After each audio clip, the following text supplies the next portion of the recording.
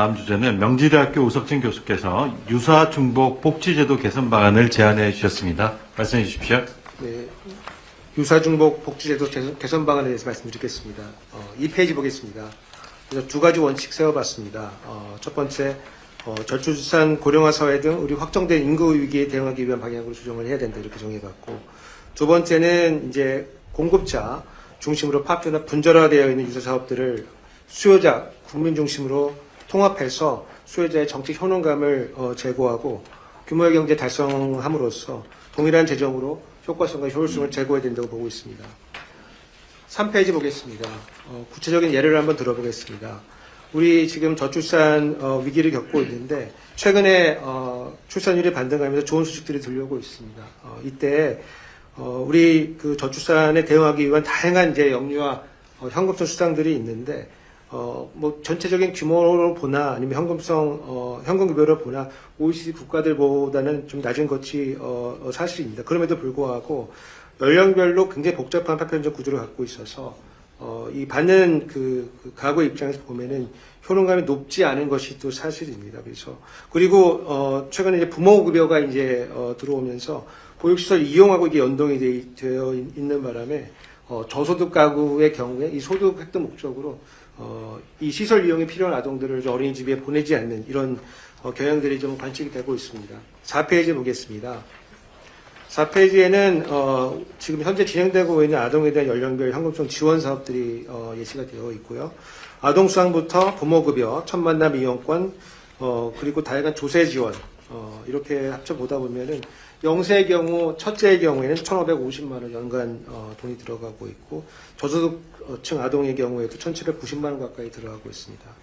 이렇게 파편적으로 나눠서 들어가다 보니까 재정적으로는 상당히 많은 소요가 있음에도 불구하고 받는 사람 입장에서 봤을 때는 좀 작은 금액이 들어오는 것 같고 효과가 제대로 나는지 모르겠다 이런 말들이 많습니다. 그래서 5페이지에 이런 것들을 하나로 묶어서 가칭 아동 기본소득으로 통폐합하는 것이 어떤가 하고 제안을 한번 드려보겠습니다. 그래서 다만 이거를 기본급여와 요건별로 필요한 추가급여로 구별을 해서 저소득이나 한부모, 다자녀, 장애아 등을 추가로 반영할 수 있는 이런 방향으로 개편하는 게 좋을 것 같고, 부모급여 중에서 보육시설 이용 연계 부분은 폐지하거나 축소해서 저소득층 가구가 소득 목적으로 시설을 미이용하는 것을 예방하는 게 좋겠고요. 마지막으로 이제 출산 입양 공제, 자녀세 공제 이런 것들은 지금 세제로 돼 있는데 이런 것들도 아동 기본소득에 편입해서 재원으로 쓰는 것도 좋은 방법이라고 보고 있습니다. 6페이지 보겠습니다. 또다시 그 주목 사업이 많은 것 중에 하나가 자산 형성 사업들인데 이게 효과가 좋다고 하다 보니까 뭐 복지부에서도 8개 통장 사업에 플러스 하나까지 하면 9개의 사업이 들어가 있고 지방정부에도 이게 상당히 많이 들어가 있습니다. 그래서 중앙정부 사업이 21개, 지방정부가 33개로 제가 한번 세봤습니다. 그래서 7페이지 보시면은 부처별로도 지금 중앙정부에서 상당하고 지방정부에서도 지금 이게 효과가 좋다고 보고 필요하다고 보니까 상당히 이제 우후죽순으로 생겨가지고 국민들 입장에서 봤을 때는 너무 복잡하고 그리고 하나 있는 것도 받기가 좀 어려운 그런 사업입니다. 그래서 이런 것들을 통폐합을 해야 되는데 1단계로 8페이지 보시면은 복지부 있는 사업들을 통폐합하면 좋은데 국정기획위원회에서도 우리 아이 자립펀드하고 청년 미래적금을 좀 제한을 하고 있습니다. 그래서 요게 이 뭐 소득 조건이나 계층이 지금 겹치고 있기 때문에 이런 것들을 좌측에서 보이는 것에서 오른쪽으로 아동 같은 경우는 우리 자립펀드로 디딤돌 시작 통장과 통합해서 구축을 하고 청년 같은 경우에는 청년 미래적금이 들어오니까 요거를 그 소득 분위를 좀 조정을 해가지고 균형을 이루는 것이 좋겠다 이렇게 보고 있습니다. 그리고 뭐 여기 나와 있지 않은 다른 중앙부처 사업들도 통합해서 운영하는 게 좋겠다. 그럼을 통해서 국민들의 접근성을 높이고 효능감 높이는 게 좋겠다 이렇게 보고 있습니다. 9페이지 보겠습니다. 근로장려금 구조 개편이 필요하다고 보고 있습니다. 최근에 이제 복지부분 조세 지출이 늘어나고 있는데 그중 빠르게 늘어나고 있는 이유 중에 대부분은 근로장려금 때문이고 이게 2017년도에서 18년도로 넘어오면서 확대 개편하면서 원래는 1조에서 2조 정도 들어가던 사업들이 지금 올해 기준으로 보면은 5조 가까이 지금 들어가고 있는 그렇게 사업으로 늘어나고 있습니다. 다만 이 근로장려금이 도입됐던 이유는 기존에 우리 국민기초생활보장제도가 보충성의 원리를 채택하고 있기 때문에 일을 했을 경우에 그 1대1로 거의 1대1의 수준에 해당되는 급여를 공제를 하고 있기 때문에 이게 암묵적인 조세에 해당이 됩니다. 그래서 근로 의욕을 좀 줄인다는 이런 지적들이 있기 때문에 이거를 근로장려금의 형태로 일을 하면 할수록 좀 더 많은 금액을 지원해주는 이제 그런 형태로 구성이 되어 있는데 마지막 10페이지 보시면은 저희가 이 왼쪽 아래 보시면 이게 사다리꼴 모형으로 되어 있는데 이게 왼쪽 구간을 우리가 점증 구간이라고 부르고 평평구는 평탄 구간, 이 아래로 이제 빠지는 구간을 점강 구간이라고 부르고 있습니다. 근데 노동국 효과가 나는 구간은 이 점증 구간에서 효과가 있는데 이 왼쪽 그림을 보시면 이게 우리나라 건데 우리나라의 그 근로장려금 구조는 효과가 있는 부분은 짧고 효과가 없는 부분이 좀 길게 구성이 돼 있어서 이 노동공급을 제고하는 효과는 굉장히 적고 소득 보전 수단으로 지금 활용이 되고 있는 그런 상황입니다. 그래서 이 근로장려금의 취지를 생각을 한다고 하면은 재고를 할 수 있는 구간을 조금 더 확대를 하고 강화를 하고 다른 부분은 조금 축소를 하는 이제 그런 방향을 재편해야 되겠다 이렇게 제안드리고 싶습니다. 아주 훌륭하십니다. 정말 저도 이 공감이 많던 부분인데, 이게 사실 이 쪼개서 이렇게 저렇게 놓으니까 저도 통장 이름을 기억을 못 하겠더라고요. 막 외워보려고 했는데 너무 많아가지고. 그건 맨날 바뀌고. 정권 바뀌면 통장 이름도 바뀌고 그러죠. 앞으로는 그러지 맙시다. 일단은 공급자 중심으로 돼 있는 파편화 분절화되어 있는 것들을 소유자 중심으로 통합하자. 이게 정말 좋은 얘기 같아요. 근데 정부도 당연히 이런 노력을 할 것 같거든요. 그런데 새로 자꾸 생기죠. 있는 거는 못 없애고 뭔가 생색은 내야 되고. 통합하는데 문제가 많습니까? 저는 통합 정말 해야 된다고 생각하거든요. 너무 정보가 복잡해가지고 접근도 안 되고, 이거 아주 약삭 빠르고, 이런 사람들은 혜택을 많이 볼 수 있고, 좀 바쁘고 이러면, 뭐가 있는지 알지도 못해가지고 못하고, 이렇게 되면 안 되잖아, 그죠? 정책이라고 하는 게. 자산 형성 예를 들면 교수님 말씀 주신 대로 요번에 디딤 씨앗 통장하고 청년 도약 계좌, 내일 저축 계좌 이런 것들은 이제 원래 있던 거를 폐지할 수는 없고요. 신규 가입은 중단이 되고 요번에 다 통합한 아까 말씀드린 우리 아이 자립 펀드하고 미래 적금 쪽으로 다 통합이 되는 개념으로 지금 정리가 돼서 네. 그렇게 국정에서도 발표가 될 겁니다. 일단 자산 형성 정책 말고, 일단 수급 정책이라고 하나? 하여튼 복지 수급 정책. 이 아동수당, 이거 조세 지출 형태로 된 것도 있고, 온갖 방식이 인센티브 제도도 있고, 이걸 정말 통합해서 한꺼번에 운영하려고 하면 좀 섭섭할 수 있죠. 예를 들면, 내가 세금에서 옛날에 이렇게 혜택을 받았는데, 그게 없어졌다. 근데 그 아쉬움만 남고, 추가로 정부로부터 지원이 늘어났다는 것은 좀 체감이 안 되고, 근데 거기에 일부에서 악의적으로 혜택을 뺏었다고 선전하고 이러면은 진짜 뺏어갔나? 이래서 저항할까봐 사실 못하는 측면도 있죠.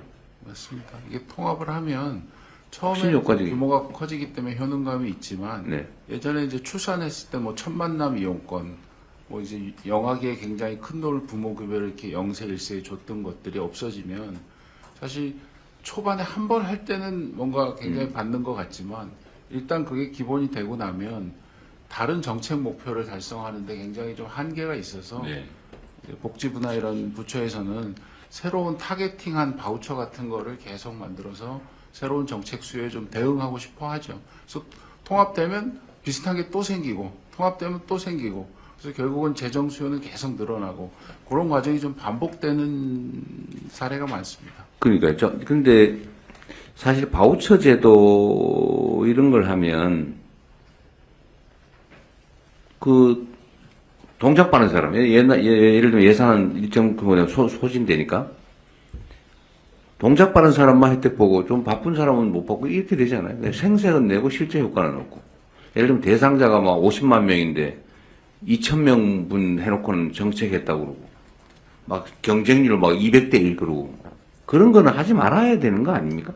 요즘은 근데 그런 분야들이 대부분 의무지출화돼 있어서 요건이 해당이 되면 뭐 예비비를 더 지원하든지 해서 요건을 좀 조정하더라도 이렇게 그 선착순으로 하는 이런 것들은 많이 좀 없어진 편입니다. 지방정부에는 꽤 있더라고. 나한테 그런 자랑하는 사람도 있던데. 대상자가 수만 명인데 1,000명 대상해놓고 정책했다고.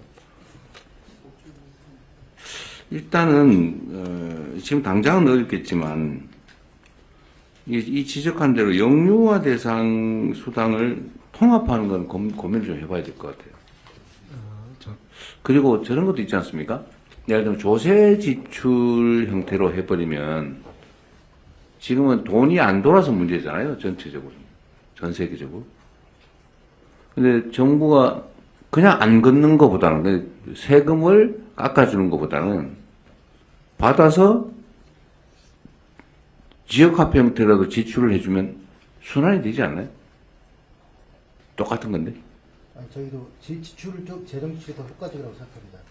그렇죠. 조세 지출보다는 재정 지출로 가는 게 훨씬 효과적이죠. 자, 그러면 지금부터 잠시만 주목해 주시기 바랍니다. 제가 구독자분들을 위해서 선물 하나를 준비했는데요. 제가 항상 여러분들께 드리는 말씀이 있습니다. 뉴스만 평소에 잘 챙겨보셔도 돈이 되고 돈을 벌 수 있다라고 말씀을 드렸는데요. 여러분들은 여기 보시는 삼성전자 뉴스를 보고 어떤 생각이 드세요? 아니면 정치인들의 뉴스, 날씨 뉴스를 보고는 어떤 생각이 드시나요? 그냥 뉴스만 보고 끝내는지 아니면 이 뉴스를 어떻게 이용할 수 있는지 이 부분을 고민하고 계시는지를 되물어보고 싶습니다. 그 이유가 뭐냐 하면 제가 지난번에 여러분들께 뭐라고 말씀을 드렸었죠? 지금은 반도체 섹터를 눈여겨보셔야 한다고 말씀드렸습니다. 그리고 나서 이런 썸네일들 뉴스를 통해서 많이 보셨을 겁니다. 반도체 내용이 이슈가 됐을 때 부자들은 어떻게 생각한다? 반도체 관련주들은 뭐가 있는지, 어떤 종목이 가장 좋은지, 어디에 투자해야 돈이 몰리는지 자연스럽게 생각한다고 제가 말씀을 드렸죠. 그 이유가 뭐냐 하면 부자들이 봤을 때는 이슈가 곧 돈으로 이어지고 그 이슈가 나에게 돈을 벌어준다는 경험적 확신이 있기 때문에 부자들은 항상 이런 사회적 이슈를 관심 있게 챙겨본다고 제가 말씀을 드렸습니다. 이번에도 마찬가지인데요. 제가 지난번에 시청자분들과 함께하는 주식으로 수익 내기 이벤트를 진행했었죠. 당연히 100% 무료로 진행을 했었고요.